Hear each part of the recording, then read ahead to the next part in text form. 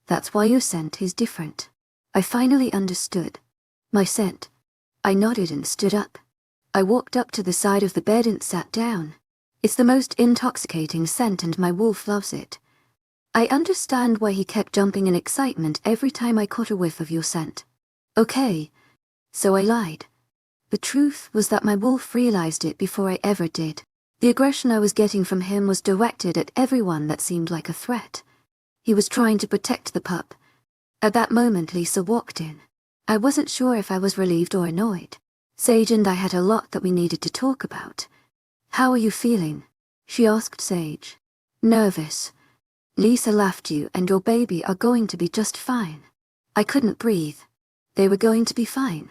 They were going to be okay. Our baby was going to live. You do have to be in bed rest though. It was a good thing you were in your wolf form when you got hurt. 𝐿𝐸 continued. That prevented you from having a miscarriage, but as of precaution, I want you in bed for at least a week. 𝐿𝐸 said. I would say take it easy on running while you are in your wolf and no play fighting anymore. 𝐿𝐸 gave me stern look. I'd like to keep you here for at least hours to make sure you're stable enough to go home. Remember that you need to be careful. Okay. I will be, 𝐭𝐲 said, nodding. No stress and no running around. After you leave I want to see you back in 3 weeks for another ultrasound. 𝐿𝐸 handed 𝐭𝐲 a small paper that I could now see was a picture. I couldn't make out anything, but there was a small arrow pointing to a spot. I'll leave you to rest and I'll be back later to check on you, 𝐿𝐸 said. Congratulations, Luna, 𝐭𝐲 said, smiling. Congratulations. To my agent extraordinaire, 𝐿𝐸. Heartfelt thanks for your unfailing patience, enthusiasm. She turned to me. Thank you, 𝐿𝐸. To my agent extraordinaire, 𝐿𝐸. Heartfelt thanks for your unfailing patience, enthusiasm. You may go now. I'd like to be alone with me mate. After 𝐿𝐸 left, 𝐭𝐲 handed me the picture so I could have a better look. It was just a tiny little blob. That was our pup in the picture. Just a tiny little thing that would have been lost if I had hurt 𝐭𝐲 even worse than I had. This might be the most horrible and amazing day of my life, I finally said. You're giving me a pup? 𝐭𝐲 sounded confused. I looked up at 𝐭𝐲 and there was something in her face that made me pause. There was worry and fear in her eyes. I had done that. It was my fault we were here. What? I asked when she didn't say anything. I'm just confused. What's going to happen now? This changes a lot of things. You did damn thing really bad with killing my sister. I didn't kill her. She cut me off. I don't need your lies right now. I stood up and walked away. Why did this have to happen to me now? Damn. I was going to be a father. 𝐭𝐲 was pregnant. What kind of twisted shit was this? Ryder is a sick bastard. For some reason he wanted your sister dead, and I wasn't the one to kill her. If you're going to out me back in that cell, I suggest you double up security. He came to see me last night. I don't believe you. To my agent extraordinaire, 𝐿𝐸. Heartfelt thanks for your unfailing patience, enthusiasm. It was a lie. I was still trying to process everything. This was only making my thoughts jumble again. Of course you don't. You only believe what you want to hear. 𝐿𝐸, I know I hurt you and I'm sorry, but I didn't kill 𝐿𝐸. Look into my eyes. You know I'm not lying. Eric saw you before Ryder knocked him out. I know Eric didn't feel hurt when I was fighting her off. I didn't do it. 𝐿𝐸, I swear on everything. I swear I didn't do it. Then who did? To my agent extraordinaire, 𝐿𝐸. Heartfelt thanks for your unfailing patience, enthusiasm. He's the one that killed her. He turned everyone against me and had me kicked out of the pack. My own family cut me out of their lives. He hurt me so much and I've had enough of the punishment running for 6 years. You do realize that you're accusing him is something very bad. You don't even have proof to back it up. I'm sure just to know something. That dog you touched, I said through gritted teeth. She had touched that dog. My wolf didn't like it. She was mine. She was mine and she was carrying my pup. What if he had touched her? He's BRE's mate. Sage said. Oh well, I felt even more like an ass and such an idiot. What the hell was wrong with me? This entire situation was messing with my head. Yeah. Ditto. Sage. We really need to talk. To my 𝐴𝐴𝐴𝐿 𝐿𝐴𝐴𝐿 Determined to put some normalcy to this. Isn't that what we're doing? This changes a lot of things. Eric will have to back away and we still have to come to an agreement. Your act cannot go unpunished. I already told you it wasn't me. I know, and I'm sorry to say that I'm having a hard trouble believing you. You have no proof of what you're saying. Neither does Eric. He saw you there. He also could feel her slip away if I had killed her. Ryder did it when he knocked out Eric. I'm really sorry for what happened to your sister, but it wasn't me. For years it has been haunting me, and I know now that this was all set up by Ryder. Things didn't add up where Ryder was consented. I had to trust Sage. I owed her this much after what I put her through. Even if it were true, how do you suppose we get any evidence? Justin can help. Ryder's beta. He hates Ryder because he's trying to get BRE killed. She didn't do anything and she wasn't involved in any of this mess. Neither was Jake. To my agent extraordinaire, Madeleine Nilbel. Heartfelt thanks for your unfailing patience, enthusiasm. We'll have to figure something out. For the first time in a long time. Sage grinned at me. It made her look completely different. There was a new spark in her eyes. There was hope. I want to go home. I want you home too. To my agent extraordinaire, Madeleine Nilbel. Heartfelt thanks for your unfailing patience, enthusiasm. Damn, did I want her home. I needed her. Needed her like I never knew that I ever would. So I didn't try to think twice about what I did next. I didn't think twice about bringing my lips down on Sage's. I gave myself over to her and showed her just how much I wanted her by me. Sage kissed me back hungrily. Her arms wrapped around my neck and she pressed herself closer to me. I wanted her. Not tangled in the sheets with me, but I wanted her as my mate. I wanted her by my side. Sage, this is really hard for me. I don't want you hurt, and neither does my wolf. You're my mate and I can't forget that. I will try to give you the benefit of the doubt. But no more lies. Understood. I managed to say once Sage pulled away. No more lies. I kissed her again. I ran my tongue along her bottom lip and groaned when she opened her mouth to mine. To my agent extraordinaire, Madeleine Nilbel. Heartfelt thanks for your unfailing patience, enthusiasm. This was heaven. This is how we were supposed to be. I've missed you. I said as I brushed my lips against hers. I've missed you too. There was a lightness in my heart and fierce determination. This changed a lot of things. To my agent extraordinaire, Madeleine Nilbel. Heartfelt thanks for your unfailing patience, enthusiasm. Sage looked at me. We're having a baby. I grinned at her. Sage laughed and it was the most wonderful thing to my ears. She was going to give me a pup. We were having a baby. Yeah, we are. We're having a baby. The words kept running through my head. We were having a baby. If we could make it through this mess, we would be a family. If we got both it. Thank you for tuning in. If you enjoyed this episode of the story, please give it a like. And don't forget to subscribe to get notifications for updates.